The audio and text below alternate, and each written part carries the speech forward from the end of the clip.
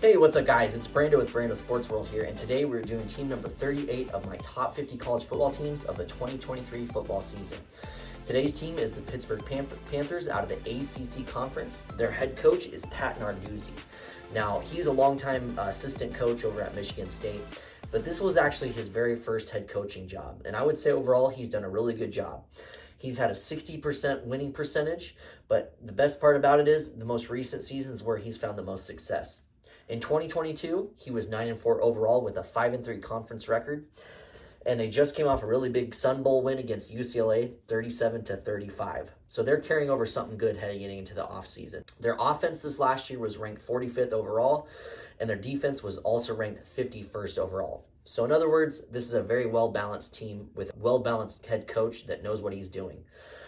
So you know what you're going to get with Pat Narduzzi. It's going to be a physical, hard-nosed team that's going to bring it to you. So we'll go ahead and get started here with week one, a game against the Wofford Terriers. Guys, your offense is going to be just way too strong for Wofford, so not much needs to be said here. You win this one 45-7. Going into week two is a game against Cincinnati. Cincinnati, they did just lose their head coach, Luke Fickell.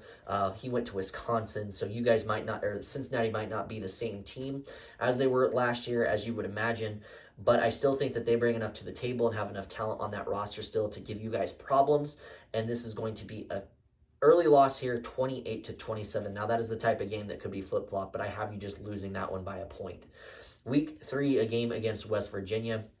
Guys, this is an away game. I think you guys handle your business on the road, though, 34-27. I have you guys winning that. Now, that can be a tough place to play, but I think your offense is strong enough. You get the job done against a struggling West Virginia team and win that one.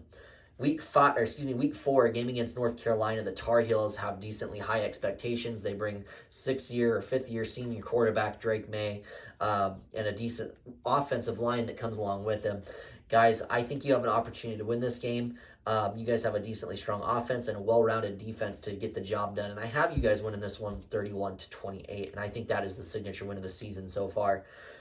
Week five, an away game at Virginia Tech. Virginia Tech is nowhere near the same team they used to be half a decade ago, not a century, half a decade ago. And I think you guys can handle your business on the road here. It's a tough place to play. They have incredible fans, great fan base, but you guys win this one 30-21 for your fourth win on the season already. Week six is a game against Louisville. Louisville just recently hired Jeff Brom from Purdue, Purdue's head coach. He's a really good offensive-minded coach, and that's what he's planning on doing at Louisville. He can get players out in space and can do some really great things. I just think this is going to be a tough game for you guys, and I think Jeff Brom's going to have somewhat of a successful first year as their head coach. You guys lose this one 30-24. Going into week seven, tough game against Wake Forest. This is an away game as well, just to make mention of it. Wake Forest has kind of been somewhat of a mediocre team, though Dave Clawson does seem to show up from time to time, and that offense is fun to watch as well. But I have you guys winning that game 38-31 on the road with a decent win on the season there. Next week is an away game at Notre Dame. You know Notre Dame is a very tough team. Guys, this one's going to be a tough one to win for you here. Marcus Freeman has that team kind of rolling all cylinders, even surpassing some of the expectations that I think a lot of people would assume that Notre Dame would have done with that new coach. But he's done quite well there, and I think they have a strong defense. I just think that they kind of stifle your offense a little bit, especially towards the end of that second half. It might be close at first, but they win this one 28-17. Next week is another tough game, guys. Your schedule's kind of brutal now that I'm looking at it. It's Florida State. It's a home game. Florida State has incredibly high expectations, probably some of the biggest expectations that they've had over this decade. They have an incredible quarterback, running back duo, strong offense. They're expecting some good, strong presence on that defensive side of the ball as well.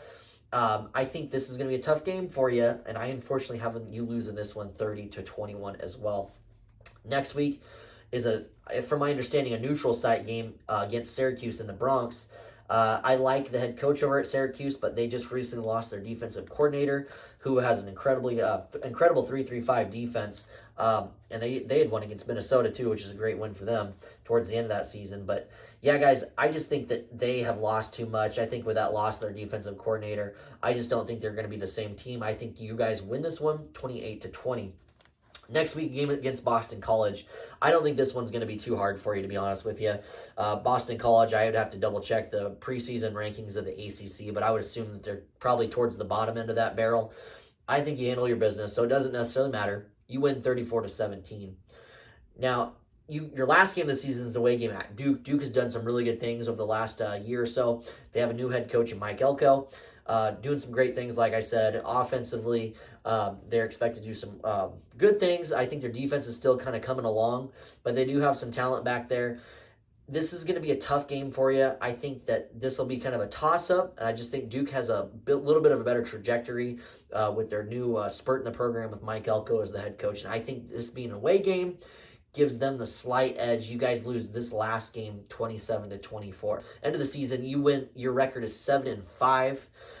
Obviously, it's not the greatest record in the world, and you want Pat Narduzzi to start getting more in that 9-win season like he had in 2022, or catapult the team to that next step forward with 10 wins. So I don't necessarily think that he would be on the hot seat, but he's definitely on the cusp of the hot seat after this one, guys. But we'll see what happens. I mean, it could be an 8-4 type of season if you do win that early Cincinnati game. Another one here against Louisville.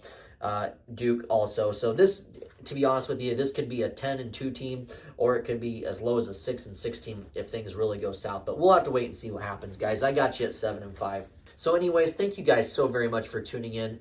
Please like the video, comment down below. Definitely subscribe if you want to see who's going to be number 1 in my top 50 football teams of the 2023 season. But as always, I'm Brando with Brando Sports World, and we'll see you on the next video.